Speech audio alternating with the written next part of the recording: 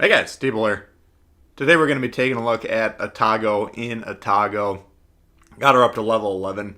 Macau and Scott currently, I might have to tinker with that. We'll kind of talk a lot about the build as the game goes on here. Kind of the highlight of the build is the level 2 perk called Arsonist. It's the right hand one. Looks like a Molotov cocktail. Maxed when you're level 12 and you got Legendary 2, which is relatively easy to do. It increases your HE damage by 10% and increases the fire chance by 8%. That would put your fire starting chance on this ship at 25%. It's 9% increase in damage, 6% in the build I got currently at the levels it's at. But that's an extremely high fire starting chance. If you hit it with 4 shells and a salvo, you have a pretty good chance of starting a fire right there. So the offensive output is there on this build. You do have Ingenious, which is one of the perks that I really like on Macau, that tells you if you have ships targeting you. But the downsides are, number one, the Arsonist perk increases the incoming damage to your cruiser by 10%. That makes an already difficult class of ship to play even more difficult, just because you can take less hits, obviously. Now on this map on Fault Line, we'd like to normally use this island as cover and shoot over it. Don't have any destroyers to spot here though, so we have to kind of swing left, spot this island. I'm hoping my teammates will take a couple salvos at them. And then we're going to line them up and shoot one as we go behind cover. Looks like this position is turning away and kind of conceding this side, which is usually what happens. Our center spawns, of course, coming in this direction, which is not particularly helpful in most cases. But anyway, getting back to the build. So you have more damage incoming. Sounds bad enough, but I like to run these Japanese cruisers both with a focus on concealment and maneuverability. But with Atago, the only maneuverability perk you have access to is in slot 2, so we'd be giving up the Arsonist perk, which is kind of the main reason to employ this build. The perk in slot 2 you could put increases the speed and the rudder shift. So that's a very nice piece of Macau's build. But in general, I mean, you have access to it on here. I don't think most people running Atago are going to opt for that. If you do, I mean, I think you're just better off going all in on Macau. You could still have access to the tier 3 AP pen and the slot 4 accuracy increase. But then you're also giving up an extra heal in the legendary slot. So I think if you're going for the Atago build, you kind of have to go all in on the offensive mindset, and then just kind of focus on the offensive output. And that's going to require a large degree of skill in cruiser play in terms of predicting when shots are coming and then kind of pre-dodging, pre-turning away, so on and so forth. We'll probably see some of that in this match here. Fiji's spotted. He's kind of stuck on this island right now. He's broadside. So I'm attempting to push in here forward. We switch over to the AP, and ideally if he sits still, we can come around this island and one-shot him. That's the plan. He is going to spot us here in a moment with his sonar, and that's a bit of a problem. I think that gives him enough time to begin angling away and sailing off. So he's kind of negating this play. I could park here and bomb on this Iowa. That's probably what I should be doing. But I'm really kind of intent on taking on this Fiji. This is actually kind of a bad play for this build, just because by pushing out here, we don't know exactly what the Fiji's doing. He could be trying to torp here, but we have the Hipper, we got the Iowa. We have 3 ships that can basically shoot us, and we're more or less broadside at these guys. I could go ahead and fire there. The front guns are sticking out. I'm trying to come around and get the dev strike on this guy, but it's not going to work. By the time we get around here, he's angled away. We already have AP loaded, so we're going to aim up here in a sec and try and hit the superstructure and then flip over to the HE. This is a really bad position, though. Again, I probably should have stopped behind that island, allowed this destroyer or my teammates on this wing to spot that Iowa, try and burn him down, concede the Fiji. So a little overzealous there, and you can see we're already half dead. So, I mean, it's this build for me. I have gotten one shot. I played, I don't know, 5 to 8 games, let's say, running Hipper on, the tier 5 and a couple tier 7s, the Aoba, Mogami, and Atago. I like the build, but it's pretty challenging. Incoming damage from the Iowa, that could have very easily be the end of the game here. We're going to try and scavenge what's left of this Fiji smoke here. You can see we got a little bit of time left once we get in that cloud. So that's going to allow us to kind of cool the situation down and start hitting this Iowa. And you'll see we got 2 fires there in that salvo. Not uncommon whatsoever to see with these HE salvos coming off of this ship. Now, again, this is kind of an HE focused thing. So, Makawa, let's say you're shooting full HE salvos, hitting superstructure, getting 5k damage per salvo, not counting the fires, isn't uncommon whatsoever. You can get 6,000-7,000 with these. And the combination of the high probability of starting fires and the enhanced HE damage really ups the output. If you want to go for broke, maybe you could throw Rue in there as an inspiration. He also increases the HE damage and just, go to town. And that's a legitimate option. You'll notice if you check the build early, I had Makawa, but due to the lack of the maneuverability, I'm kind of thinking in my mind, maybe we'll have to switch the concealment mod to the rudder shift mod on slot 3. That'll give us some more dodgeability, increase the survivability.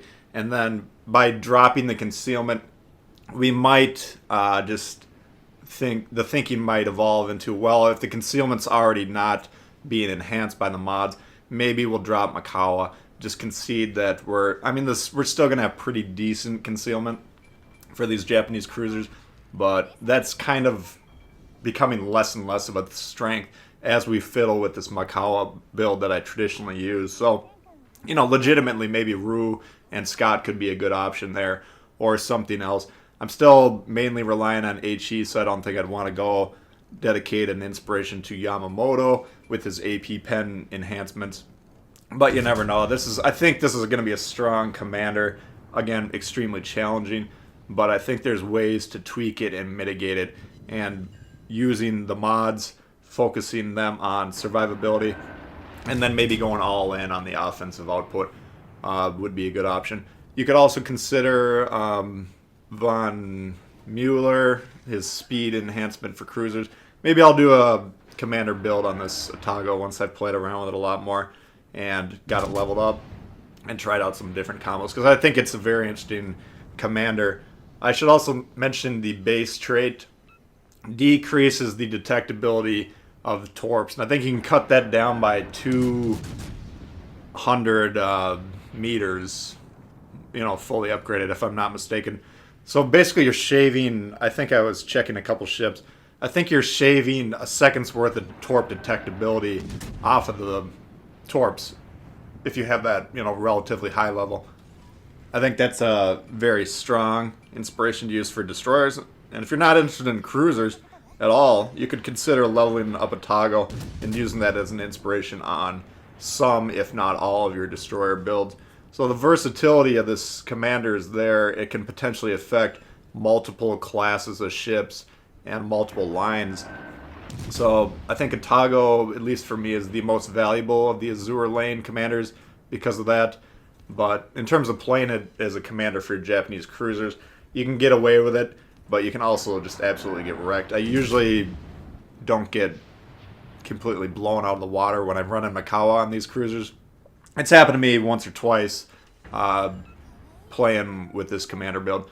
You can always just say, well, maybe you made some bad plays. It's a low sample size, so I don't want to completely pin it on the commander. But if you're removing the maneuverability and you're increasing the incoming damage, it doesn't take a genius to figure out that you're making the ship harder to play.